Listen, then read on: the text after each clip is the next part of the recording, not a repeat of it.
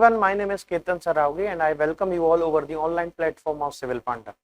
आज हमारी इस यूनिट 9 की सीरीज के तहत हम इलेक्ट्रॉनिक्स का एक दूसरा पार्ट और अंतिम पार्ट जो है वो कवर करेंगे, जिसमें हम इंस्टीट्यूशंस के बारे में पढ़ेंगे, डिफरेंट इंस्टीट्यूशंस के बारे में जानेंगे जो कि हमारे इंडिया में इलेक्ट्रॉनिक्स के डेवलपमेंट के लिए काम कर रहे हैं। तो चलिए शुरुआत करते हैं हम इंस्टीट्यूशंस की। तो सबसे पहला जो इंस्टीट्यूशन है जिसके बारे में हमें जानना है, that is central electronic limited के बारे में हमें जानना है। आखिर ये सेंट्रल इलेक्ट्रॉनिक लिमिटेड जो है वो क्या है, कैसे काम करता है, इसके बारे में हमें जानना है। चलिए शुरुआत करते हैं हम इसकी। सेंट्रल इलेक्ट्रॉनिक लिमिटेड जो है वो एक गवर्नमेंट ऑफ इंडिया की एक पार्ट है ना, जिसके इसके अंतर्गत ये काम करता है और ये अंडर है department of scientific and industrial research के अंतर्गत। ध्यान से समझिएगा, है ना, अलग अलग इंस्टीट्यूशन से अलग अलग डिपार्टमेंट के अंतर्गत आएंगे, तो ये इसके ऊपर हमें ध्यान रखना है। गवर्नमेंट ऑफ इंडिया के department of scientific and industrial research के अंतर्गत ये काम करता है, ठीक। और यदि मैं आपको एस्टेब्लिशमेंट ईयर बताऊं तो इसका एस्टेब्लिशमेंट ईयर है 1974। तो 3 पॉइंट यहाँ बहुत इंपॉर्टेंट होते हैं कि सेंट्रल इलेक्ट्रॉनिक लिमिटेड जो है वो गवर्नमेंट ऑफ इंडिया के अंतर्गत है और ये गवर्नमेंट ऑफ इंडिया के अंतर्गत डिपार्टमेंट कौन सा है, साइंटिफिक एंड इंडस्ट्रियल रिसर्च के अंतर्गत ये काम करता है। इसमें यदि मैं आपसे मिनिस्ट्री बोलूं, मिनिस्ट्री मंत्रालय कौन सा है, तो साइंस एंड टेक्नोलॉजी मंत्रालय कौन सा है, ministry of science and technology के अंतर्गत हम पढ़ते हैं और ये एस्टेब्लिश हुआ था 1974 के अंदर। अब इसका ध्यान से समझेंगे कि इसका मुख्य उद्देश्य क्या था, कि आखिर ये एस्टेब्लिश क्यों हुआ। So the most important thing is that objective, इसका ऑब्जेक्टिव था commercially exploit indigenous technologies developed by the national laboratories and research and development institutions in the country। हमारे देश में जितनी भी नेशनल लेबोरेटरीज या रिसर्च एंड डेवलपमेंट करने वाले अदर इंस्टीट्यूशंस हैं, उनके द्वारा जो भी इलेक्ट्रॉनिक आइटम्स, इलेक्ट्रॉनिक इंस्ट्रूमेंट्स बनाए जा रहे हैं, जितने भी इलेक्ट्रॉनिक इक्विपमेंट्स हैं, उन सबका कमर्शियल एक्सप्लॉयटेशन या फिर ज्यादा से ज्यादा तरीके से उससे किस तरीके से उसका यूटिलाइज किया जाए ताकि हमारी जो इंडियन सोसाइटी है उसका डेवलपमेंट हो सके और ज्यादा से ज्यादा हम उसमें से कमर्शियल गेन ले सके। तो इसलिए ये काम करता। तो मेन ऑब्जेक्टिव क्या है इसका, मॉनेटरी गेन है, मतलब कमर्शियल तरीके से इसका एक्सप्लॉयटेशन है। जितने भी हमारे नेशनल लेबोरेटरीज या रिसर्च एंड डेवलपमेंट इंस्टीट्यूशन के द्वारा तैयार किए गए हमारे इंस्ट्रूमेंट्स होते हैं या नई टेक्नोलॉजीज होती हैं, ठीक।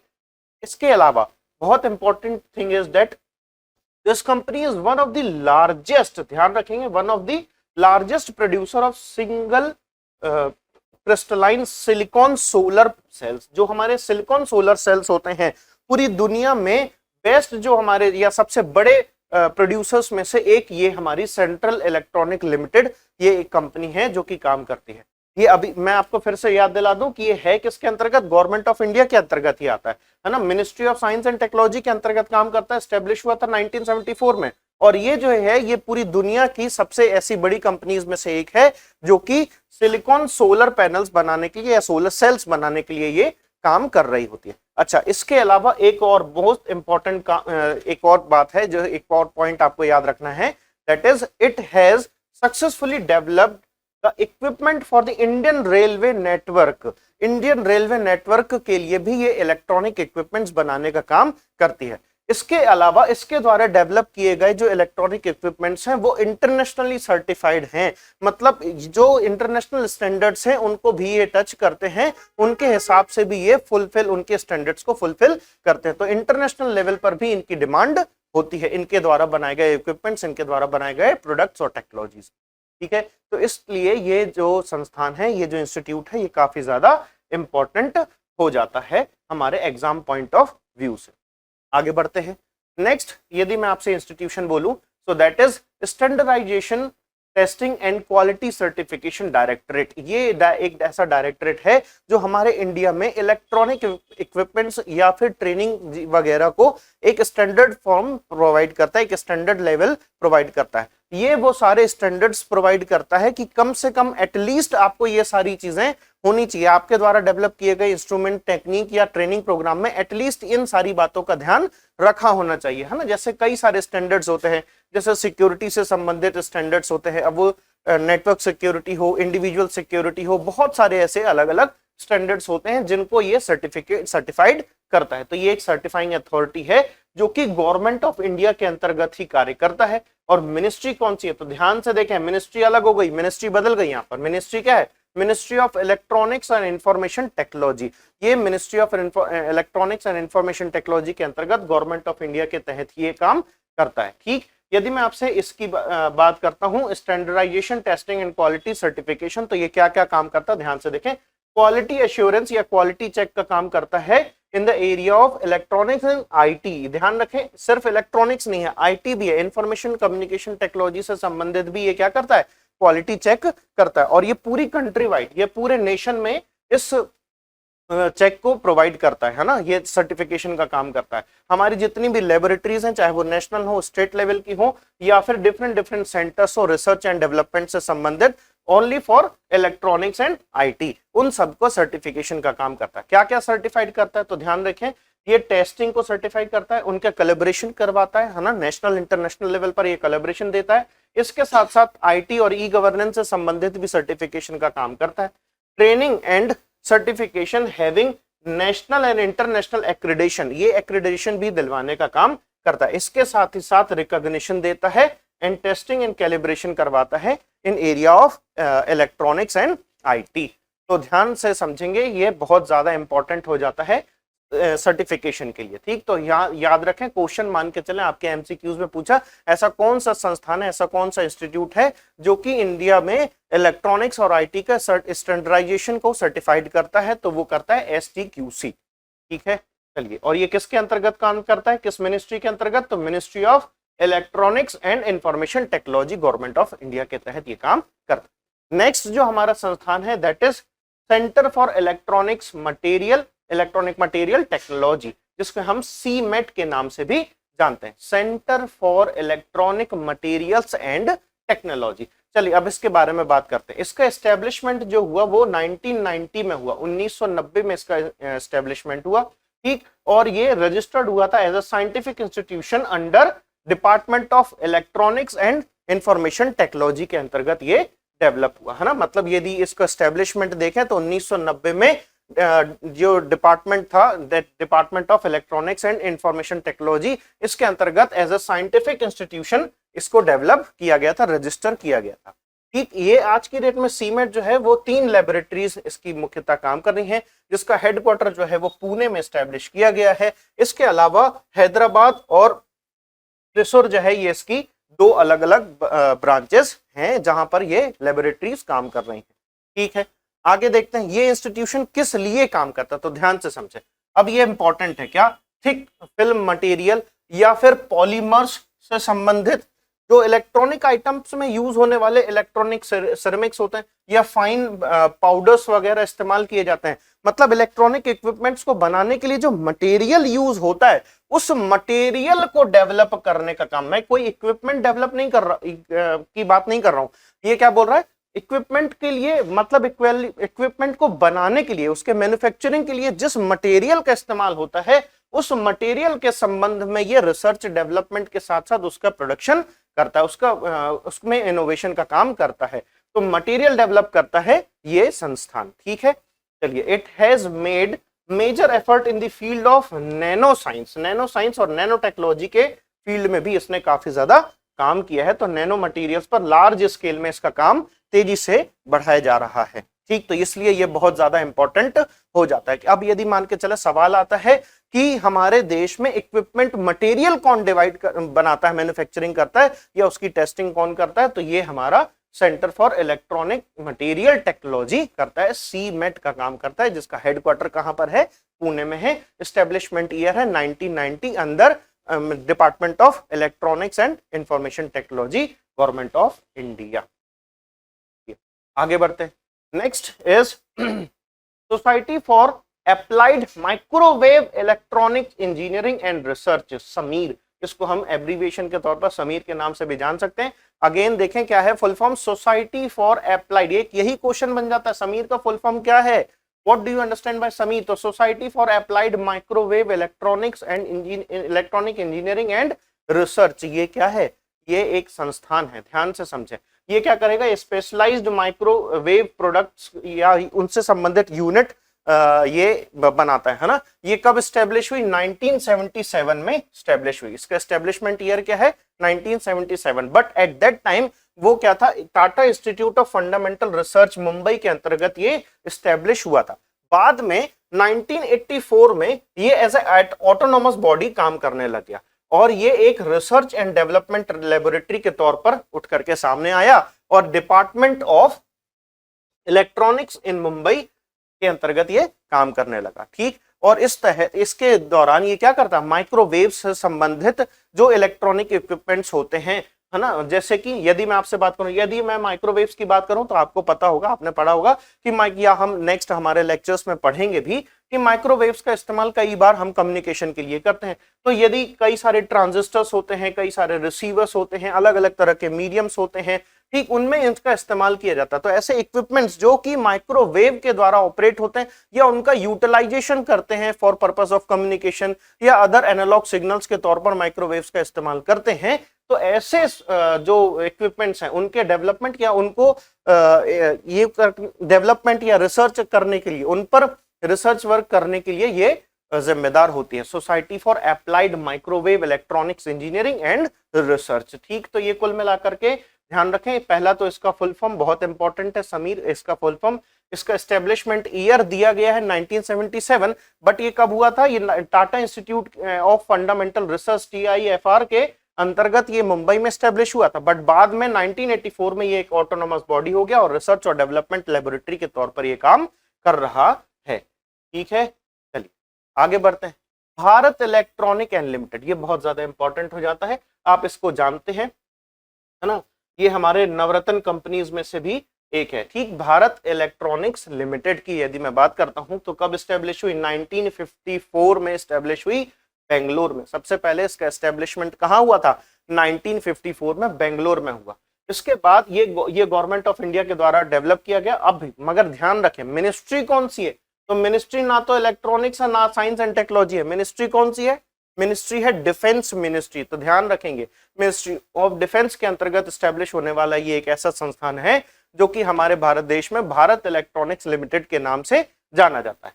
यदि मैं आपको बात करूं कि इसका मुख्य काम क्या है, इसका मेन ऑब्जेक्टिव क्या है, तो मिलिट्री या आर्मी के लिए कई सारे ऐसे इलेक्ट्रॉनिक इक्विपमेंट्स को डेवलप करना, उन पर रिसर्च वर्क करना, है ना, इसका उनकी मैन्युफैक्चरिंग करने का काम इसका होता है, इस इंस्टीट्यूट का होता है। ये क्या करती है? Military radar, communication system, naval system, audio visual transmissions, इसके अलावा टैंक इलेक्ट्रॉनिक्स और भी कई सारे software based product, embedded software से संबंधित काम, है ना, opto electronics, solar photo voltaic systems, ऐसे ढेर सारे काम, ऐसे ढेर सारे इक्विपमेंट्स जो कि मिलिट्री पर्पसेस के लिए यूज किए जाते हैं, जो कि सिक्योरिटी पर्पसेस के लिए यूज किए जाते हैं, तो उनके लिए ये डेवलपमेंट का काम कौन करता है? भारत इलेक्ट्रॉनिक लिमिटेड ही करता है। तो ध्यान रखें, ये मिनिस्ट्री ऑफ डिफेंस के अंतर्गत काम करता है और डिफेंस के द्वारा उपयोग किए जाने वाले कई सारे इंस्ट्रूमेंट, छोटे से लेकर के बड़े तक, ये डेवलप करने का काम करता है। इसका एस्टेब्लिशमेंट ईयर है 1954, जो कि एस्टेब्लिश पहली बार कहां हुआ? बेंगलोर में हुआ।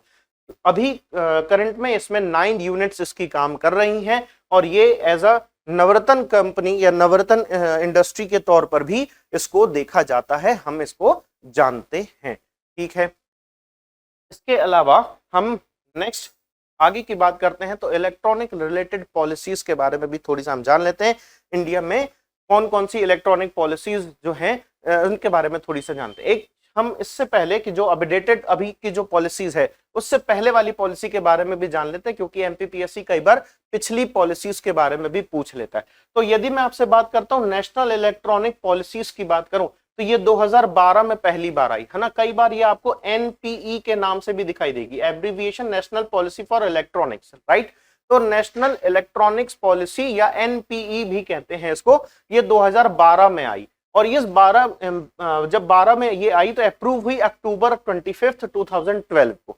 और इसका टारगेट क्या था? ध्यान रखें, तो इस पॉलिसी के अंतर्गत टारगेट रखा गया था $400 बिलियन के मार्केट को अचीव करना। कब तक? 2020 तक। 2020 तक हमारे देश में इलेक्ट्रॉनिक का जो मार्केट था उसे हम चाह रहे थे कि ये $400 बिलियन का हो जाए। ठीक है, इसके तहत ही, इसी पॉलिसी के अंतर्गत ही डिपार्टमेंट ऑफ इंफॉर्मेशन टेक्नोलॉजी को बदल करके इसका नाम बदल दिया गया था, और नाम बदल करके क्या रख दिया गया, department of electronics and information communication technology, information technology रख दिया गया था। तो ध्यान रखें, डिपार्टमेंट ऑफ इंफॉर्मेशन टेक्नोलॉजी का नाम किस पॉलिसी के अंतर्गत बदला गया, तो एनपीई 2012 के अंतर्गत, नेशनल इलेक्ट्रॉनिक पॉलिसी 2012 के अंतर्गत इसका नाम चेंज करके department of electronics and information technology कर दिया गया। इलेक्ट्रॉनिक्स मैन्युफैक्चरिंग क्लस्टर स्कीम्स के तहत, ईएमसी है ना, इसके तहत दो चीजें हैं, that is greenfield and brownfield EMCs. इसके तहत इन्होंने सब्सिडी देने का भी प्रावधान इसमें रखा था, इसके बारे में भी इन्होंने डिस्कशन किया था। ग्रीन फील्ड्स में ये देंगे लगभग 50% और ब्राउन फील्ड्स में देंगे 75%। क्या है ग्रीन फील्ड, क्या है ब्राउन फील्ड, इनके बारे में थोड़ी सा मैं आपको जानकारी दे दूं, तो ध्यान से समझें। यदि मैं आपसे ग्रीन फील्ड की बात करूं तो ग्रीन फील्ड क्या है, यदि कोई एक इंडस्ट्री 50 करोड़ का टर्नओवर लेती है या 50 करोड़ का काम करती है, ठीक है, तो ऐसे समय पर 50 सीआर का यदि ये काम करती है, यदि प्रति 100 एकड़, तो प्रति 100 एकड़ पर यदि ये 50 करोड़ का काम करती है, तो ऐसे समय पर 50% सब्सिडी जो है वो दी जाएगी, मिलेगी, उपलब्ध होगी। यही कहलाता था ग्रीन फील्ड, इसको कहा गया ग्रीन फील्ड। कि यदि प्रति 100 एकड़ पर एक बहुत बड़ी इंडस्ट्री है जो कि प्रति 100 एकड़ पर 50 करोड़ का काम या इतनी बड़ी लागत से एक इंडस्ट्री डेवलप कर रही है, तेजी से काम कर रही है, तो ऐसे समय पर सब्सिडी कितनी होगी, 50% की सब्सिडी उसको प्रोवाइड की जाएगी। ठीक, अब यदि मैं आपसे बात करूं ब्राउन फील्ड की, तो ब्राउन फील्ड क्या था, यदि टोटल ही 50 करोड़ इन्वेस्टमेंट है, यदि टोटल किसी इंडस्ट्री का इलेक्ट्रॉनिक्स से संबंधित कोई कंपनी है और उसको इन्वेस्टमेंट जो है वो 50 करोड़ के आसपास आ रहा है, तो इसको हम ब्राउन फील्ड के तहत कंसीडर करते हैं, और इसमें 75% की सब्सिडी जो है वो भारत सरकार द्वारा दी जाने की बात कही गई थी। तो यही है हमारा ग्रीन फील्ड ईएमसी और ब्राउन फील्ड ईएमसी। मतलब एक वो है जिसमें प्रति 100 एकड़ पर 50 करोड़ की इन्वेस्टमेंट था, और एक है जो टोटली ओवरऑल प्रोजेक्ट पर 50 करोड़ का एक्सपेंस था। तो ऐसे समय पर एक ब्राउन फील्ड है जिसमें ओवरऑल प्रोजेक्ट की बात की गई, और ग्रीन फील्ड में प्रति 100 एकड़ की बात कही गई थी। ठीक है, तो इस बात को ध्यान रखें। यदि मैं आपसे बात करता हूं electronic related policies in India, तो उसमें से सबसे पहली, इससे पहले वाली जो अभी हम यूज कर रहे हैं, दैट इज अभी जिस पर हम काम कर रहे हैं, वो है 2019 की पॉलिसी, और तब पहले, इससे पहले वाली जो थी वो 2012 की पॉलिसी थी। तो चलिए अब थोड़ी सी नजर हम डाल लेते हैं 2019 की पॉलिसी पर। 2019 की नेशनल इलेक्ट्रॉनिक पॉलिसी कब स्टेब्लिश हुई, यदि मैं आपसे बात करूं तो ये फरवरी 19 में आई थी, है ना। 19 फरवरी 2019 को ये लाई गई, स्टेब्लिश की गई, है ना। अब ये क्या हुआ, ये 2012 की पॉलिसी को इसने रिप्लेस किया, और 2019 में ये नए प्रोविजंस लेकर के आती है। नए प्रोविजंस क्या कह रहे हैं, तो ध्यान से देखें, डोमेस्टिक मैन्युफैक्चरिंग को बढ़ावा दिया गया, और डोमेस्टिक मैन्युफैक्चरिंग को बढ़ावा देने के साथ साथ ये भी कहा गया कि हम आपकी पूरी मदद करेंगे एक्सपोर्ट्स को बढ़ाने के लिए, ताकि हम अपने देश में डेवलप किए हुए इलेक्ट्रॉनिक इक्विपमेंट्स जो हैं वो बाहर देशों में क्या कर सकें, ज्यादा से ज्यादा एक्सपोर्ट कर सकें। जो अन्य छोटे देश हैं वो यदि हमसे खरीदते तो हमारे देश में क्या आएगा, हमारे देश में फॉरेन करेंसीज का फ्लो बढ़ जाएगा। ठीक, तो ऐसे समय पर हमने क्या किया, एक्सपोर्ट्स को बढ़ाने की भी बात इसके अंतर्गत कही थी। इसके अलावा हमने कई सारे असिस्टेंस की भी बात करी कि इंसेंटिव्स और असिस्टेंस दिया जाएगा यदि आप कोई एक बड़ा मैन्युफैक्चरिंग मेजर इलेक्ट्रॉनिक कंपोनेंट यदि आप लगा रहे हैं, तो आपको पूरी मदद दी जाएगी। मतलब आपको एज ए सपोर्ट भी इंसेंटिव के तौर पर भी मिलेगा, और साथ ही साथ खोलने के लिए जो आपको एक्सपर्ट असिस्टेंस की जरूरत पड़ेगी तो वो भी आपको बिल्कुल 100% प्रोवाइड की जाएगी। तो चलिए इसके बाद थर्ड पॉइंट क्या है, थर्ड विशेष पॉइंट क्या कह रहा था इसमें, तो ध्यान से समझें। यदि एक अर्ली स्टेज स्टार्टअप के तौर पर कोई एक एरिया बेसिस पर यदि ग्रास रूट लेवल से, है ना, या अर्ली एरिया बेसिस, या फिर यूं कहें कि ग्रास रूट लेवल पर यदि कोई इनोवेशन हो रहा है या कोई नई इमर्जिंग टेक्नोलॉजी डेवलप की जा रही है, तो उसके लिए भी हम क्या करेंगे, आपको बहुत ज्यादा हेल्पफुल जो भी आपको असिस्टेंस लगेगी हमारी या इंसेंटिव्स रहेंगे वो भी आपको दिए जाएंगे। जैसे इमर्जिंग टेक्नोलॉजीज कौन कौन सी थी, जैसे ड्रोन से संबंधित technology, robotics, phoenix, artificial intelligence से संबंधित नैनो बेस्ड टेक्नोलॉजी, या ऐसे डिवाइसेस जो कि अब जो एडवांस टेक्नोलॉजी से संबंधित है, एडवांस टेक्नोलॉजी लेस जो इक्विपमेंट्स हैं उनके रिसर्च एंड डेवलपमेंट के साथ साथ उनके मैन्युफैक्चरिंग या उनके डेवलपमेंट के लिए यदि आप कोई एक बड़ा सा कंपोनेंट लगाते हैं, यदि कोई बड़ा काम करने की कोशिश करते हैं, तो हमको 100% हम आपको असिस्टेंस भी देंगे और इसी के साथ आपको ये आपको इंसेंटिव्स वगैरह भी प्रोवाइड करवाए जाएंगे। ठीक, तो कुल मिलाकर के इस तरह से हमारे देश में तेजी से इलेक्ट्रॉनिक इक्विपमेंट्स के मैन्युफैक्चरिंग को, डोमेस्टिक मैन्युफैक्चरिंग को बढ़ावा देने की बात कही गई। लास्ट इंपॉर्टेंट बात यह है कि इस पॉलिसी के तहत साइबर सिक्योरिटी सिस्टम को भी डेवलप करने की बात कही गई है। मतलब इसकी बात भी, सुरक्षा की बात भी हमने करी है कि इस पॉलिसी के तहत इलेक्ट्रॉनिक इक्विपमेंट्स को दिमाग में रखना है, बिल्कुल उनको डेवलप करना है, परंतु उसी के साथ साथ नेशनल साइबर सिक्योरिटी सिस्टम को भी और ज्यादा सुदृढ़ और ज्यादा मजबूत और ज्यादा इंपॉर्टेंस देते हुए उसको स्ट्रॉन्ग बनाने की बात इस इलेक्ट्रॉनिक पॉलिसी के अंतर्गत कही थी। तो that's all for today, thank you so much. हमारे आज के इस इलेक्ट्रॉनिक जो टॉपिक है इसको हमने आज बाइंड किया। ये आपके प्रीलिमिनरी एग्जामिनेशन के साथ साथ मेंस के शॉर्ट आंसर टाइप क्वेश्चंस में भी ये आपकी बहुत ज्यादा मदद करने वाला है। तो हमारी इस सीरीज को लगातार देखते रहें, जुड़े रहें हमारे इस चैनल के साथ। Thank you so much.